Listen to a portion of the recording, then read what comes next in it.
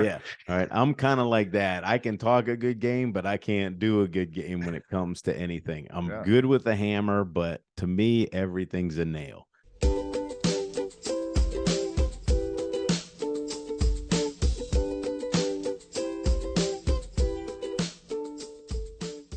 Hello and welcome to Center for Victory's podcast of your best day yet. Here at Center for Victory, we're here to help unlock, reinforce, and enrich relationships through personal and professional development. I'm Eric Guy, Chief Victory Officer at the Center for Victory.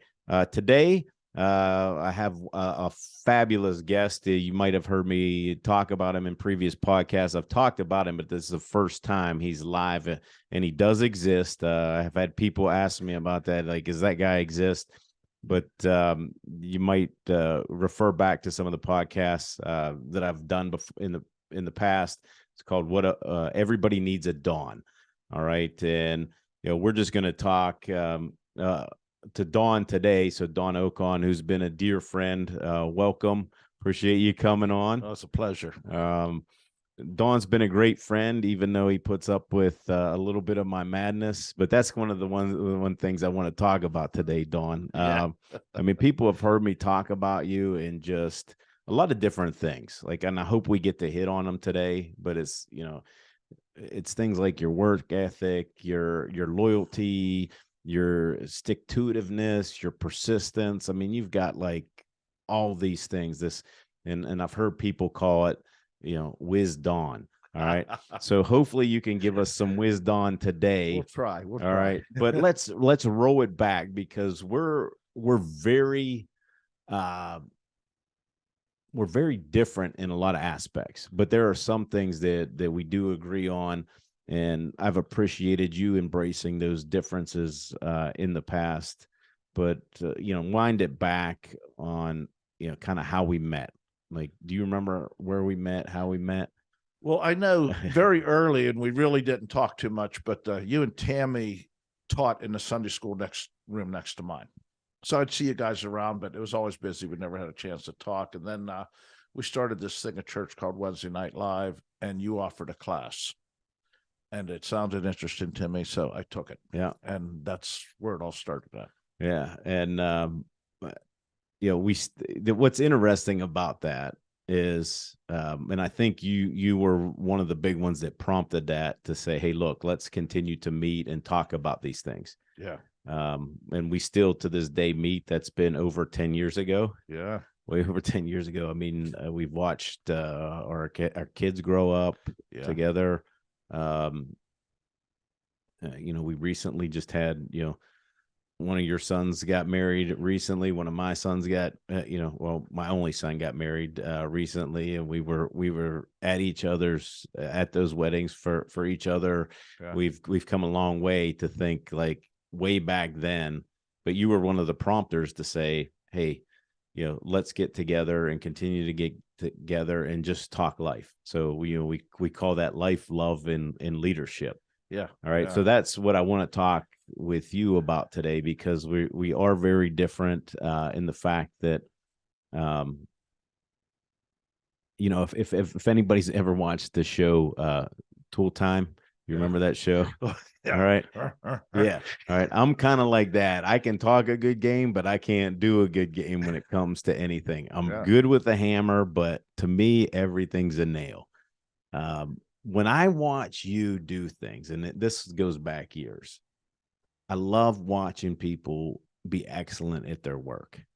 And to me, when I look at you, and I think you remember, I always joke with you because it's like watching MacGyver, right? It's like, oh, okay. I'm like, okay, that's another Don Ocon Bushman's trick. Yeah. All right. I mean, I always say that's in where does that in the Bushman trick? I want to read that. Like, how did you do that? Like, how did you figure out, where that electric line went? And it's everything, folks. It is absolutely everything. Like, I could say, well, the actual office that we're sitting in today recording this, I looked at Dawn. That. Oh my goodness. Like, I mean, this guy is an absolute lifesaver, because 5 years ago, we got pushed out of our office. Yep. And that was July. And I said to Dawn, I said, I have a building and it's bare bones. It's concrete. It's just brick. Yeah. I need an office. I remember that conversation so well. And it's like, and the big thing about it is I had a full-time job. Yeah. It isn't like, it was a contractor taking us on. This was just me and my sons. Yeah. Came in here and did this on nights and weekends. Yeah. How long? It didn't take that long to do, really. No. We were in here functioning in 2 months. Yeah. I mean, everything, I think the shell was put together in a month. And I'm pretty sure that is the case. But if like this was literally just bare, and I said, hey, can you make it an office? I mean, you didn't even skip a beat. You're like, yeah, we'll figure it out. Yeah. Yeah. One of the things that really helps me in life is I have a way of envisioning things, like tell me what you want, and it comes to me really fast. And it just does it that way. And I like it. I can just see how it's going to be, and I can see how it's going to look.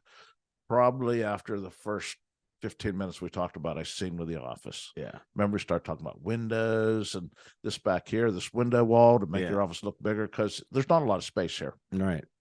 And to try to give it the illusion of looking bigger and stuff. It was a lot of fun. It really was. And it really helped too, because I was working for somebody else, I really didn't have a lot of time to work with my kids and teach them things. And it worked out good. It was summertime. My son Brady's a school teacher. He was off. And Cody would come and work with me in the evenings and stuff like that. So we had a couple shifts going on here. Yeah. And so one of the things that I've always appreciated about you that is kind of, well, I know it's core to you, and you might want to talk about it too. But it's core to me is trust. Like, I've always trusted you. If you tell me you're going to do something, I can take that to the bank. And that's why that's one of the things when I did the podcast, I said, everybody needs a Dawn, because like, if I tell you something, it's staying with you. If I ask you to do something and you tell me you can do it, I'm looking at the floor out there, and I was away. Do you remember that? I was away when you were laying that floor down. Yeah. And you're like, what is this stuff? Like, I never saw it. Yeah. Yeah. And I said, well, can you do it? And he's like, yeah, we'll figure it out. And I didn't even, like, most of the time, if I gave that to somebody, I would be like, oh, I don't know. Like, is it going to be a mess? I didn't even have one iota of anxiety about it. I just knew you were going to figure it out. Yeah. Yeah. And it was a pleasure doing it too. Yeah. I mean, I'd like challenges. I think, life without a challenge is kind of boring. To kind of keep on moving forward, Well, that's that's kind of a good, that goes back to our whole idea of leadership, is having that challenge. Because maybe I'm wrong. I don't think you'll ever get away from that. No. And the whole thing is, I really don't know if I'm good or if I'm lucky. But it really seems to think that, I really seem to think that, I see things how they should be, and I can pick up on it pretty fast. Mm-hmm. But, some of the things I pulled off in my life, I thinking, was it good or was I just lucky? But the whole thing, there was a saying, if I could just think about it, something about work and luck. Yeah. People who harder I work, the luckier I get. The more lucky, the luckier I get. And I kind of believe in that saying. Yeah. And now, so, you've been doing what you do, and, being kind of a real life MacGyver. But I think MacGyver, if there was a true MacGyver, which you're the closest in person I've ever seen, but you do work hard. And I think, whatever you want to call it, luck, whatever, how have you gotten to the point where, is there an attitude that you get up with kind of every morning that you just kind of know that whatever you're going to face, you're going to figure it out? I mean, how does that work for you? Wow. That's a tough one, because there's been a lot of things where I really wasn't sure what was going to happen, either at my job or doing hair and stuff. And, sometimes I'll be sleeping and I'll wake up like 2:00 in the morning and say, oh, that's the answer. It seems like stuff kind of some of the best thinking I do is when it's on the back burner and I'm not actually into it. I kind of relax about it. So, I can get stressed pretty easily, but when you get into that state where you're not stressed about something, it kind of opens up your mind and kind of lets you handle that a little bit better. So even like when you were maybe like when you're at your full-time job, you might have been thinking about something here, and then the idea just kind of hit you. Just clicks, yeah. And the other thing is you kind of gave me full run. I really didn't have to ask your permission to do anything. Mhm. We just kind of did it. Or I would tell you, hey, I'm going to do this. Is this all right? Yeah, do it. So Well, I think it goes back to that trust, and I'm big on that, but I also know you are. yeah, if someone breaks my trust, it's like it takes a lot to get it back. Mm-hmm. It's Now, when we talk about luck, like when you're out working with other customers, I assume that they feel the same thing. The thing that really works, even at my job, when I'm selling or I'm working with you, is to be able to explain something in a way that the customer can envision what you're doing. And I think that's the big thing. So you have to see it in your mind and you have to find a way to put it into words to let them understand what's going on for you. Yeah. And are there certain like aspects that you're listening for or anything like that, just to have that kind of trust? I'm thinking back to, like, I think it was pretty, that's a long way to look back, but I think it was pretty quick that there were certain things in you that I just trusted. Like I was like, okay, like, at first, I liked you. yeah. And I liked Tammy a lot. And so Probably more her than me. yeah, probably. But I always thought you're a little arrogant. No. No, when you like somebody, you know what I mean? And that once you like them, you want to get to know that person. And then as you get to know that person, and and I could see in you, the ethics that you have and stuff like that, they're rock solid. Mm-hmm. And I could see that in how you raise your family. I could see it in your kids. I can see it in your life, how you do your business. And I like being around successful people. Okay. I have a few close friends, and not that they're just successful in life, but as far as monetary, but they're just successful people. They live well. You can trust them. They have good ethics and stuff like that. And I like that, Now, another thing that I mentioned in that podcast about everybody needs a dawn, and I want you to speak to a little bit. When I say loyalty, what does that mean to you? I'm loyal like an old dog. I really am.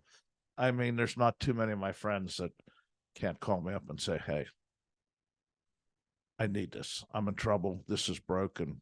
You know yourself, I'm not far away from getting there. Right. I'll find a way. My family, the same thing. Like I have my inner circle, and I'm loyal to them. I mean, there's nothing that I won't do for these people. Now, before I guess at this answer, I think I know it, but do you find that those people that you are loyal to reciprocate that? Oh yeah. Yeah. Loyalty gets loyalty. They know. And then, last year we went through some stuff and I couldn't believe, how loyal my friends were. Mm-hmm. It started all coming back to, why do you do this? Why do you do that? Why do you do that? You're not getting anything back. And I think, one of the things is when you do something for somebody, don't expect immediate gratitude. Mm-hmm. There's timing in everything. And it's your time to give. And later on, it's going to be your time to receive. But you just can't go out expecting it. Now, you don't want to be a fool and get walked on either. But, I could see, like with you and other friends I have, that's not the case. Yeah. That those things that we've talked about already, that trust, the loyalty, that commitment to that, the commitment to the relationship of just showing up. I know I can call you in the middle of the night. and not that we ever would, but I said, if I said to you, hey, Dawn, I've got a body that I need to get rid of. I mean, you are I mean, that's a compliment, and I don't want anybody to take that the wrong way, but I mean, it's literally like if I needed anything, Yeah. I think I hope I would be there for you. I know you would be there for me. There's just that knowing and commitment to the relationship. And I don't know if you want to talk about any that you went through last year, but I remember everybody going kind of through that with you, and the people that supported you all through that. And I remember when I tried to reach out to you once I heard of the bad news, because I was out of the country. Oh yeah. And yeah, you were in Costa Rica. Yeah, and I reached out to comfort you, and I don't know if you remember, you ended up comforting me a little bit, because I was just I don't know what happened. I just got overwhelmed with emotion. This as soon as I heard your voice. So is it okay if I talk about it, please? And so for those that don't know, I mean, Dawn's wife, Debbie, had to have her leg amputated. There was a lot up to that point too that was very, very frustrating. It was something extremely simple that went off the rails. My wife called me when I was in Costa Rica with my son, and that's how I know how close we were, because it hurt. Like, I was like, I have to, like, I got to get somewhere where I can actually call Dawn. She had her leg amputated. Or was going to have it at that point. And she didn't have it yet, but we were talking about it that evening, and I can go down to that room in Costa Rica. I can show you where I was sitting when we had that conversation. Because it was a deep pain. I didn't know what to do other than just say sorry. Like, I don't know, whatever we need to do, however supportive we can be. You didn't know by then. No, it's just like it was a day-to-day thing. And, my friends, you and some couple of my inner circle, like, I did a full tilt deal. I mean, I would go to work every morning. I would leave work. I would drive to Pittsburgh. I would stay in Pittsburgh till 9:30, 10 o'clock. I'd drive home, repeat. Yeah. This was 7 days a week. Yeah. And then for those of you that are just listening to this that don't know, we say we're from Pittsburgh, where we're about 50 minutes away from downtown with no traffic. Yeah. But anyhow, and my thing was, when I was driving home at night, that kind of helped me keep awake, I'd call my friends. Yeah. So I had the whole list on speed dial. We'd go through, and I would explain everything and tell everybody what's going on and stuff. And it kind of helped. It kind of, comforted me to know that I could talk about it. I could get it off my chest. And, just sometimes just talking about it and, being reassured we're going to get through this, meant a lot to me. And it helped a lot. Because, I mean, literally, I don't know how many minutes I put on my phone in that 3 months, because this lasted for 3 months. Right. This wasn't an overnight ordeal. No, you're still dealing with it. We had a big win. Well, at least for me, this morning, to see Debbie walk into my office. I can kind of see her through the glass right now, just hanging out with her new leg. And it's great to celebrate that. Yeah.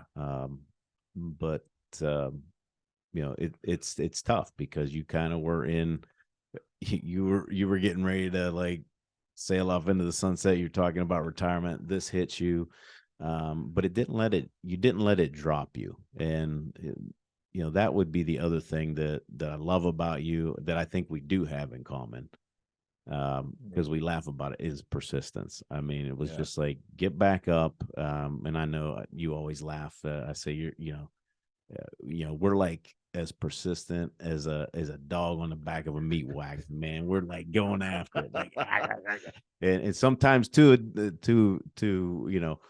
a weakness, we just will stay after it. But that, like with this, I mean, we just kept, hitting roadblocks here and there. It's like, and Tammy would say, are you worried about it? I'm like, as long as Dawn's here, I'm good. Like, I know he's gonna make it work on his end. We'll figure it out. And And so far you figured it out, but that persistence for you is kind of a leadership trait. Home, community, work. Yeah. What does that mean to you when I say that? Well, again, a lot of it's luck, being in the right place at the right time. But it just seems like, God has some plan. I'm still not sure what it is for me, but he puts me in different situations and things, like my job at where I work at now, where I'm selling at. I started this job I was working for myself, and I was a carpenter, and the guys from Homer 9 would be on the same job as me. And I got to know the owner because we were working together, and he said, "Hey, how about doing this, or how about doing this?" And I started doing work for him. Before I knew it, I did work for him for like a year. And then I went with the company, and I started installing. And so it's been 30 years now, and I went from installing to designing to being a manager to starting a new commercial department. And I guess it's just rolling with the changes. If I had to say anything, something's going to change, just because it changes doesn't mean it's wrong. It's just different. Yeah. And the more that you can deal with that change, the better off you are. Yeah. And you can, man, it's that pivoting, right? A good leader, again, you call it luck, but I mean, it's your ability to pivot. Yeah. And I see that in great leaders. And you have to be like that at home too. I mean, we got, especially with kids. Yeah. Right. In life. Yeah. I mean, you had to pivot last year. When that happened, it was just like, okay, we have to deal with it. What do we do? Simple things like talking to everybody on your way home from the hospital and stuff like that. Yeah. Just, those are little things, that kind of get us through. Couple more things I do want to talk to you about, though, is one, your servant's heart. And it's not just in your profession, right? One of the things that I see you have this huge servant heart in, not just in relationship with one another, but in the bigger community, especially around cooking. Like nobody would, I don't think, when I first met you, I'm like, man, this guy's probably a great cook. I don't know if I'd have thought, I wouldn't have thought that. Right. And maybe it's just because you were so good at the other stuff. I'm like, how can this guy actually cook? But you've been known to hold some big spaghetti dinners. I've eaten a lot of the things that you bring over that are canned, all this great stuff. But you enjoy that, right? Yeah, I enjoyed it, and I just like being around people. I mean, and that's one of the neat things. Even though you're working hard and you're trying to prepare this dinner, and most of the dinners, all the dinners that we do are for charity. So they're to benefit somebody. We had a friend that got really hurt down in Costa Rica, and he lost his job and had staggering medical bills, and we did a gigantic Italian dinner. But in preparing for that Italian dinner, all my friends came together. And so we were together for 3 days, and people would come in and say they wanted to be a part of it because they'd hear us laughing and talking and stuff. So I guess when you're enjoying something, it's really not a job. Yeah. That's good. Because if it was a job, I probably wouldn't be doing it as much. But it's just so much fun. And then the big head, I like the praise. I like hear people say, "Hey, Don, that was great." I enjoy that. It was a lot of fun doing that and stuff. And I think it all started with me cooking for groups. We used to have a ministry where we went to Russia and worked with orphanages, and we were actually literally going twice a year to Russia. It was a lot of money to raise. And we were taking 20, 25 people sometimes.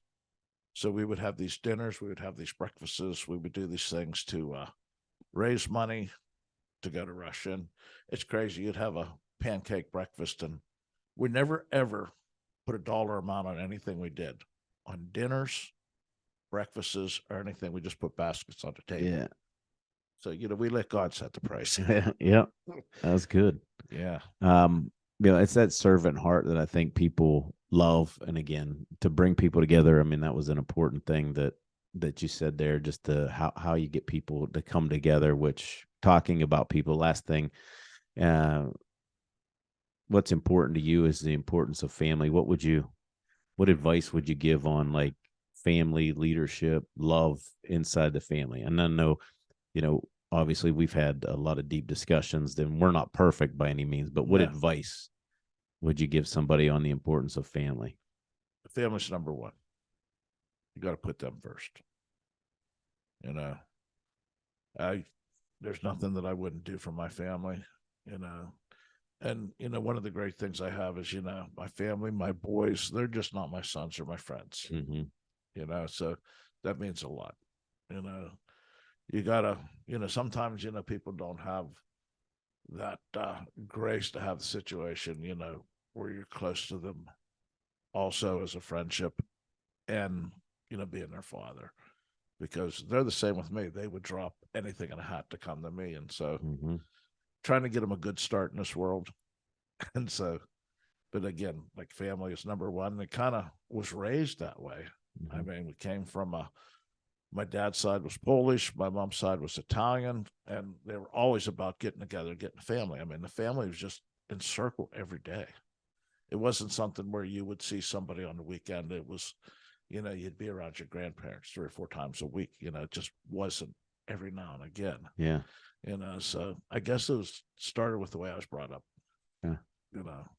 And you've let that just roll into your life now, and just make it sure that it's important, which leads me to my last question, and I'll let you go for the day. Okay. All right. So I tried to give you a little heads up on this, but this is really what I know. And this goes back to, I want you to give us some wisdom.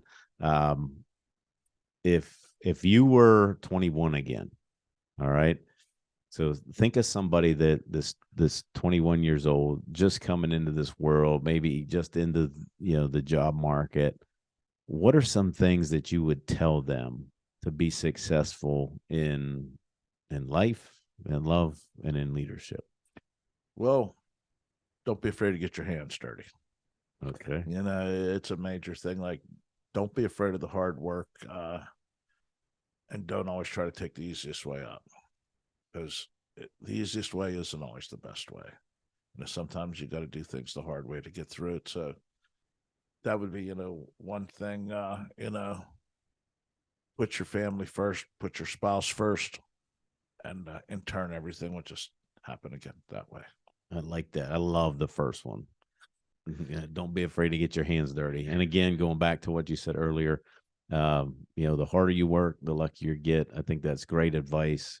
It's proven out in your life, at work, in the community, in your family. I appreciate you being on. Hopefully people get some wisdom out of this. I certainly appreciate you. Well, you. Love you dearly. But I hope all of you have gotten a little nugget out of this. Don doesn't have a website or anything like that necessarily, but and I'm not giving him up. So go find your own Don. Get your own Don. I had him on here, but now that everybody knows he's real, I'm gonna keep you to myself and our little group. So anybody else is listening, if they want a Don, go get it someplace else. There's plenty out there. You just have to find them. But appreciate you being on today, buddy. Thank you. Thank you very much. Thanks for watching, listening. Make sure you leave the video leave a comment down in the comment section below, especially if you'd like the Don Father back. He's given us all this wisdom today, but we'd also appreciate it if you hit the subscribe button as well, so you can get notified the next time we post. Our website, centerforvictory.com. And remember, wherever you're at, whatever you're doing, make this your best day yet. See you soon.